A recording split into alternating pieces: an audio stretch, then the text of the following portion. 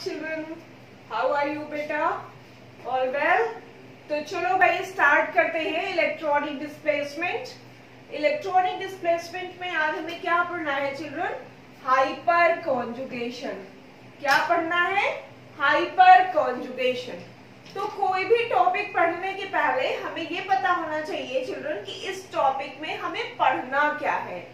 First of all we should know what we are going to do। हमें यहाँ पर क्या करना है, क्या पढ़ना है, अगर हमें ये पता हो तो बड़ा इजी हो जाता है उस टॉपिक को क्लियर करना। Got it? Hyper conjugation.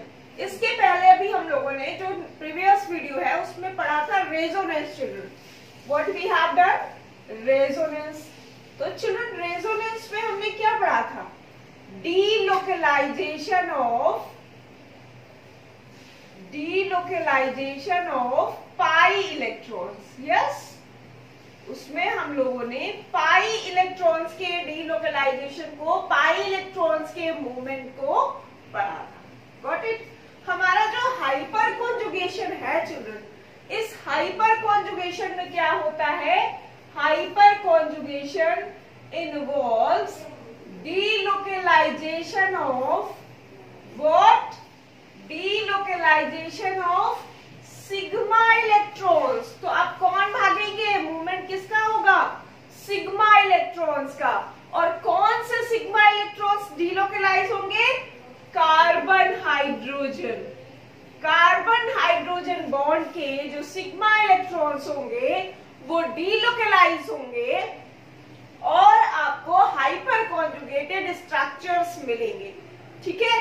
तो hyperconjugation is also a like of a type of resonance. ये भी जो है एक तरह का रेजोनेंस होता है and it is also known as, this hyperconjugation is also known as no bond resonance. What children? No bond resonance. Okay? तो हाइपर कॉन्जुगेशन में क्या होता है भाई? Hyperconjugation involves delocalization of sigma electron with sigma electrons carbon hydrogen। Carbon hydrogen के जो sigma electrons है उनमें delocalization होगा। Got it? और इसको कहते हैं नो बॉन्ड रेजोनेंस। तो देखते हैं कि हमारा ये जो हाइपर कॉन्जुगेशन है ये किसमें किसमें प्रेजेंट होता है। Got it? तो सबसे पहले देखेंगे कार्बोकेटायंस। किसमें देखेंगे चिल्ड्रन? कार्बोकेटायंस। हमारे जो कार्बोकेटायंस होते हैं वो कैसे हाइपर कॉन्जुगेटेड स्ट्रक्चर्स फॉर्म करते हैं, कैसे उसमें कार्बन हाइड्रोजन सिग्मा बॉन्ड का डीलोकलाइजेशन होता है, ये हमें देखना है। देखो भाई, ये हमारा है carbon CH3 CH3 CH3 CH2। This one is carbocation. Got it? अब ये कार्बोकेटायन है, इससे रिलेटेड जो कार्बन है, इससे अटैच जो कार्बन है वो है अल्फा कार्बन। इस अल्फा कार्बन से जुड़े जो हाइड्रोजन है वो क्या है? Alpha hydrogen. तो ये जो हमारा गिवन स्ट्रक्चर है children, in this given structure we have 3 alpha hydrogens. ठीक? हमारा ये जो कार्बोकेटायन है चिल्ड्रन, इस पे ये जो पॉजिटिव चार्ज है तो ये किसका भूखा है? इलेक्ट्रॉन्स का। पॉजिटिव चार्ज है मतलब इलेक्ट्रॉन डेफिशिएंट है और जिसके पास जिस चीज की कमी होती है वो वही चीज ढूंढता है। यस? तो इसको क्या चाहिए? इलेक्ट्रॉन्स। ये इलेक्ट्रॉन्स क्या करेगा? यहां से लेगा। किससे लेगा? Carbon hydrogen. अब हमें पता है कि जो सिंगल बॉन्ड होता है that is sigma bond. Yes, single bond is always sigma bond. अब ये हमारा सिग्मा बॉन्ड है, यहाँ के इलेक्ट्रॉन शिफ्ट होके यहाँ पे आएंगे आपके बॉन्ड में ये, और ये पॉजिटिव चार्ज चला जाएगा कहाँ पर? हाइड्रोजन पर। देखो भाई, ये आपका फॉर्म करेगा C double bond CH2 H H H। ठीक? ये हाइड्रोजन के पास पॉजिटिव चार्ज आ गया। अब जब यहाँ पर 3 हाइड्रोजन है तो जरूरी नहीं कि इसी कार्बन हाइड्रोजन का जो है इलेक्ट्रॉन आए, सिग्मा इलेक्ट्रॉन मूव करे। इस हाइड्रोजन का भी सिग्मा इलेक्ट्रॉन मूव कर सकता है, इसका भी मूव कर सकता है। तो चलो देखो भाई, अगर दूसरे वाले कार्बन का, हाइड्रोजन का इधर का सिग्मा इलेक्ट्रॉन मूव करता है तो ये क्या फॉर्म करेगा, दिस वन। यस, ये बॉन्ड यहां से हट जाएगा, ये और यहाँ पर पॉजिटिव चार्ज। अगर नेक्स्ट वाला हमारा कार्बन हाइड्रोजन बॉन्ड ब्रेक होता है या carbon hydrogen sigma bond break होता है, तो ये आपका क्या बन जाएगा, this one will be hyperconjugated structure. तो ये हमारे क्या है, हाइपर कॉन्जुगेटेड स्ट्रक्चर्स हैं। हाइपर कॉन्जुगेटेड स्ट्रक्चर्स में क्या होता है children, delocalization of sigma electrons takes place. Sigma electrons का डीलोकेलाइजेशन होगा, ठीक। वो सिग्मा इलेक्ट्रॉन्स कहाँ के होंगे, कार्बन और हाइड्रोजन के होंगे। ये जो कार्बन होगा ये आपका कैसा होगा, sp3 हाइब्रिडाइज्ड कार्बन। कैसा कार्बन होगा चिल्ड्रन, sp3 हाइब्रिडाइज्ड, ठीक। हमें पता है कि जो अल्फा कार्बन होगा उससे अटैच जो भी आपके व्हाट हाइड्रोजन होंगे, that will be alpha hydrogen. तो यहाँ पर आपके कितने हाइपर कॉन्जुगेटेड स्ट्रक्चर्स मिले, 3। We have got 3 hyperconjugated structures, got it. और यहाँ पर अल्फा हाइड्रोजन कितने हैं, कितने अल्फा हाइड्रोजन है, 3। तो इसका मतलब क्या है, number of hyper conjugated structure, number of hyper conjugated structures, hyper conjugated structures will be equals to number of alpha hydrogen। जितने अल्फा हाइड्रोजन होंगे उतने ही हमें हाइपर कॉन्जुगेटेड स्ट्रक्चर्स मिलेंगे, गॉट इट। और जितने आपके अल्फा कार्बन होंगे, means stability is directly proportional to number of alpha hydrogen. जितने अल्फा हाइड्रोजन होंगे उतनी ही ज्यादा उसकी स्टेबिलिटी होगी, या हम ये कहें कि जितने अल्फा हाइड्रोजन होंगे उतने ही हाइपर कॉन्जुगेटेड स्ट्रक्चर्स बनेंगे और उतनी ही उसकी स्टेबिलिटी ज्यादा होगी, गॉट इट। तो ये हमने देखा हाइपर कॉन्जुगेशन इन कार्बोकेटायन। यस, अब हम देखेंगे hyper conjugation in what, alkenes. Alkenes में जाने के पहले आप एक इसका स्क्रीनशॉट ले लो चिल्ड्रन। तो अब देखते हैं, ये हमने देखा कार्बोकेटायंस में, अब देखते हैं एल्कीन्स में। एल्कीन्स में चिल्ड्रन कैसे जो है हम हाइपर कॉन्जुगेटेड स्ट्रक्चर्स फॉर्म कर सकते हैं, कैसे एल्कीन्स हमारे हाइपर कॉन्जुगेटेड स्ट्रक्चर फॉर्म करते हैं, ये हमें देखना है। देखो, first we will take example of alkene. Alkene का एक एग्जांपल लीजिए। शर्त आपकी वही है कि एक sp3 हाइब्रिडाइज्ड कार्बन होगा और उसके पास क्या होंगे, अल्फा हाइड्रोजन। तो देखो, ये हमने लिया CH डबल बॉन्ड CH2 और उससे जुड़ा ये लिया sp3 हाइब्रिडाइज्ड कार्बन जिसके पास क्या है, अल्फा हाइड्रोजन, ठीक। अब देखो कैसे इसमें हाइपर कॉन्जुगेशन होता है। ये आपका बॉन्ड इधर शिफ्ट होगा, यहां से ये बॉन्ड इधर शिफ्ट होगा और आपका क्या फॉर्म करेगा ये structure, C double bond CH CH2, ये यहाँ पर माइनस चार्ज आ जाएगा। ये आपका बॉन्ड शिफ्ट हो रहा है तो यहाँ पर ये पॉजिटिव चार्ज, ये आपका this one is what, first hyper conjugated structure children.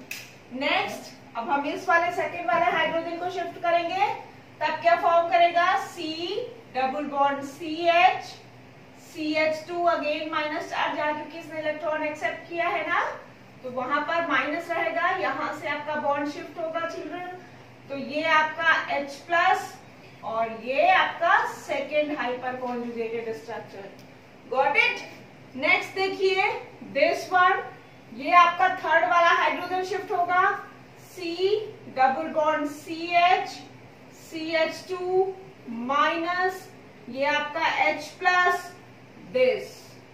तो ये हुआ हाइपर कॉन्जुगेशन इन एल्कीन्स। एल्कीन्स में कैसे हम हाइपर कॉन्जुगेटेड स्ट्रक्चर्स फॉर्म कर सकते हैं, यस, कैसे डीलोकेलाइजेशन हम करा रहे हैं सिग्मा बॉन्ड का। आप देखो यहाँ पर जो हाइपर कॉन्जुगेटेड स्ट्रक्चर्स बन रहे हैं उनमें कोई बॉन्ड नहीं है कार्बन हाइड्रोजन के बीच में, नहीं है ना, देयर इज नो बॉन्ड। और ये रिजोनेंस स्ट्रक्चर, जैसे रिजोनेंस हम बनाते थे, रिजोनेंस में हम क्या करते थे, पाई इलेक्ट्रॉन्स को डीलोकलाइज करा रहे थे, पाई इलेक्ट्रॉन्स घूमने जा रहे थे, मॉल वगैरह आराम से घूम रहे थे, जहां मन हो रहा था वहां पे घूम रहे थे। और यहाँ पर कौन घूम रहा है चिल्ड्रन, सिग्मा इलेक्ट्रॉन। और सिग्मा इलेक्ट्रॉन घूम रहे हैं तो जिस हाइड्रोजन के सिग्मा इलेक्ट्रॉन घूम रहे हैं उसका कार्बन के साथ कोई बॉन्ड नहीं है, so it is also known as what, no bond resonance. हमने पहले ही बताया था कि इसको क्या कहते हैं, नो बॉन्ड रेजोनेंस कहते हैं। Yes, got it. अब देखेंगे कि कैसे हमारे फ्री रेडिकल्स में ये मैकेनिज्म या हाइपर कॉन्जुगेशन प्रेजेंट होता है। ठीक है, तो इसका एक स्क्रीनशॉट ले लो चिल्ड्रन। तो ये रहा एल्कीन में। अब हमें क्या देखना है, in what, in free radical. कैसे फ्री रेडिकल्स में हमारी क्या फॉर्म हो रहे हैं चिल्ड्रन, हाइपर कॉन्जुगेशन। तो फ्री रेडिकल्स अभी हमने देखा नहीं है, पढ़ा नहीं है, हमें पता नहीं कि फ्री रेडिकल क्या होते हैं, फिर भी फ्री रेडिकल का एक स्ट्रक्चर देख लेते हैं। Condition is same condition is applied, there should be one sp3 hybridized carbon containing alpha hydrogen. ये आपका कार्बन, ये आपका फ्री रेडिकल है। ठीक, अब क्या होगा चिल्ड्रन, फ्री रेडिकल में भी सेम वैसे ही आपका सिग्मा बॉन्ड, ये आपका सिग्मा बॉन्ड है, सिग्मा बॉन्ड की डीलोकलाइजेशन होगी, सिग्मा बॉन्ड यहाँ पर आपका शिफ्ट होगा और इसका जो स्ट्रक्चर होगा दैट विल बी CH, ये आपका डबल बॉन्ड CH2 और ये आपका hydrogen free radical. Got it. Next, जब हम इस वाले हाइड्रोजन को शिफ्ट करेंगे तो आपका क्या हो जाएगा, CH2H, ये आपका हाइड्रोजन आपका फ्री रेडिकल फॉर्म करेगा, this one. In next step what, third वाला आपका गायब होगा हाइड्रोजन, थर्ड वाला हाइड्रोजन नो बॉन्ड रेजोनेंस बनाएगा और इस तरह से सिग्मा बॉन्ड डीलोकलाइज करके हम क्या फॉर्म कर सकते हैं, नो बॉन्ड रेजोनेंस या हाइपर कॉन्जुगेशन।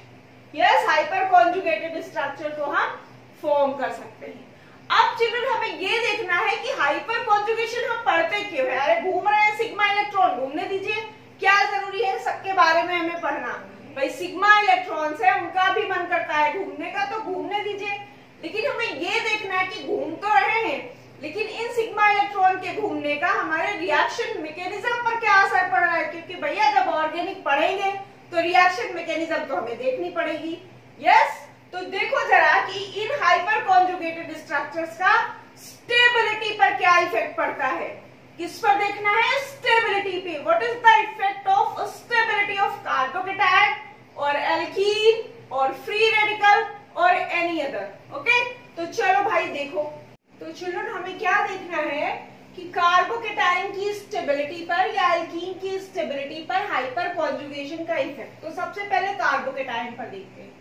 देखो ये हमारा कार्बोकेटायन है, दिस वन, इसके साथ ये hydrogen attach. Got it.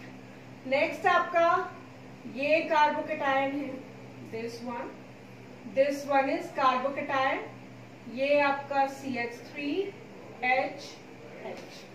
Second देखिए, next structure this carbocation is given, yes, ये आपका कार्बोकेटायन है। और नेक्स्ट जो स्ट्रक्चर है चिल्ड्रन, दिस वन, इसमें आपका ये कार्बोकेटायन है। अब इन कार्बोकेटायंस में आपको करना क्या है, फाइंड क्या करना है, पहले ये तो हमें पता हो, दिस इज स्ट्रक्चर 1 2 3 एंड 4। इन चारों स्ट्रक्चर में हमें क्या फाइंड करना है, which one is most stable, कौन सा सबसे ज्यादा स्टेबल है। या अगर हमको इनको स्टेबिलिटी के इंक्रीजिंग या डिक्रीजिंग ऑर्डर में सेट करना है तो कैसे सेट करेंगे, सेट तो तभी कर पाएंगे ना जब हमें पता होगा कि कौन सा सबसे ज्यादा स्टेबल है, which one is most stable and which one is least stable. Got it. तो सबसे पहले इस स्ट्रक्चर में हमें क्या पकड़ना है, अल्फा कार्बन। क्यों, क्योंकि जरूरत होगी हमें अल्फा हाइड्रोजन की। जब तक हमें अल्फा कार्बन नहीं मिलेगा, हाइड्रोजन नहीं मिलेंगे। अल्फा हाइड्रोजन नहीं मिलेंगे, सिग्मा इलेक्ट्रॉन जो घूम रहे हैं उनको नहीं पकड़ पाएंगे। तो सिग्मा इलेक्ट्रॉन्स को पकड़ने के लिए हमें सबसे पहले क्या पकड़ना होगा, अल्फा कार्बन। तो फर्स्ट स्ट्रक्चर में देखो, ये हमारा कार्बोकेटायन, इस कार्बोकेटायन से अटैच कोई sp3 हाइब्रिडाइज्ड कार्बन है, नहीं है। तो भैया जब यहाँ कोई हमारा अल्फा कार्बन ही नहीं है, नो अल्फा कार्बन, तो क्या होगा, कोई ना अल्फा कार्बन है ना अल्फा हाइड्रोजन है। तो जब अल्फा हाइड्रोजन नहीं होगा तो हाइपर कॉन्जुगेशन नहीं होगा, ठीक, हाइपर कॉन्जुगेशन। अब हाइपर कॉन्जुगेशन को शॉर्ट में लिखेंगे क्योंकि बार बार इतना बड़ा लिखना बड़ा मुश्किल। यस, तो हाइपर कॉन्जुगेशन नहीं होगा, तो यहाँ पर हमारा कुछ भी, भाई यहाँ तो हम अल्फा फाइंड नहीं कर पा रहे, जब अल्फा हाइड्रोजन ही नहीं है तो हमारे पास सिग्मा इलेक्ट्रॉन नहीं मिले, तो ये तो बेकार हो गया हमारे लिए। सेकेंड स्ट्रक्चर में देखते हैं। सेकेंड स्ट्रक्चर में ये जो हमारा कार्बोकेटायन है, कार्बोकेटायन वाला कार्बन है, इसके पास ये देखो मिल गया भैया अल्फा हाइड्रोजन। ये हमारा क्या है, अल्फा कार्बन। अब इस अल्फा कार्बन से ये जो हाइड्रोजन अटैच है, ये क्या है, अल्फा हाइड्रोजन। कितने अल्फा हाइड्रोजन है, 3। कितने अल्फा हाइड्रोजन है, 3 अल्फा हाइड्रोजन। तो 3 अल्फा हाइड्रोजन हुए, तो अभी हमने पढ़ा है कि जितने हाइड्रोजन होंगे, जितने अल्फा कार्बन होंगे, उतने अल्फा हाइड्रोजन होंगे और उतने ही हाइपर कॉन्जुगेटेड स्ट्रक्चर्स होंगे। क्या होंगे, हाइपर कॉन्जुगेटेड स्ट्रक्चर्स। तो इसके पास 3 alpha hydrogen, 3 hyperconjugated structure, ठीक। अब थर्ड स्ट्रक्चर में देखिए, थर्ड वाला जो स्ट्रक्चर है, इसके पास हमारे ये हमारा कार्बोकेटायन हुआ, इस कार्बोकेटायन के पास क्या हुआ, ये हमारे यहाँ पर आप हाइड्रोजन करो दिस वन, ठीक। इसके पास 3 3 6 हो गए, ये 2 आपका, एक ये कार्बन एक ये कार्बन, 2 अल्फा कार्बन, और इसके पास 3 हाइड्रोजन, इसके पास 3 हाइड्रोजन, टोटल हाइड्रोजन कितने हुए, 6 हाइड्रोजन। तो 6 अल्फा हाइड्रोजन हुए। 6 अल्फा हाइड्रोजन होने के बाद मतलब क्या है, 6 आपको हाइपर कॉन्जुगेटेड स्ट्रक्चर्स मिलेंगे। Got it. नेक्स्ट स्ट्रक्चर में देखिए, in next structure this carbon is कार्बो, ये कार्बन के पास पॉजिटिव चार्ज 1 2 3 अल्फा कार्बन, और 3 अल्फा कार्बन के साथ आपके 3 2 6 3 9 अल्फा हाइड्रोजन। तो 9 अल्फा हाइड्रोजन होने का मतलब चिल्ड्रन क्या है, 9 हाइपर कॉन्जुगेटेड स्ट्रक्चर्स मिलेंगे, ठीक। और हमने पढ़ा है, क्या पढ़ा है, मोर अल्फा हाइड्रोजन, मोर अल्फा हाइड्रोजन मोर स्टेबिलिटी। जितने अल्फा हाइड्रोजन की संख्या बढ़ाते जाएंगे उसकी स्टेबिलिटी क्या होगी, इंक्रीज करती जाएगी। तो most stable structure is this, fourth one is most stable structure and least one this one first. तो अब हमें अगर स्टेबिलिटी के इंक्रीजिंग ऑर्डर में लिखना है, अगर हमें स्टेबिलिटी के इंक्रीजिंग ऑर्डर में लिखना है चिल्ड्रन, तो कैसे लिखेंगे, इंक्रीजिंग ऑर्डर का मतलब कैसे, छोटे से बड़ा। यस, तो first then second then third then fourth, first then second then third then fourth. This is the increasing order of stability of this. Got it? और अगर हमें decreasing order में लिखना है तो कैसे लिखेंगे, 4 then 3 then 2 then 1. Got it? तो इसका एक फटाफट स्क्रीनशॉट ले लो, फिर अल्कीन्स में देखते हैं। अब हमें क्या देखना है, इन अल्कीन्स। Got it? अब हम एल्कीन्स में देखेंगे कि एल्कीन्स में कैसे हमारे हाइपर कॉन्जुगेशन होता है और कैसे स्टेबिलिटी होती है children. This is an example of alkene. ये किसका एग्जांपल है, एल्कीन का। This one is structure 1। Second देखो स्ट्रक्चर 2, क्या देखना है, स्ट्रक्चर 2। ये हमारा हो गया चिल्ड्रन स्ट्रक्चर 2। अब स्ट्रक्चर 3 में देखो, C double bond C, CH3 H, CH3H।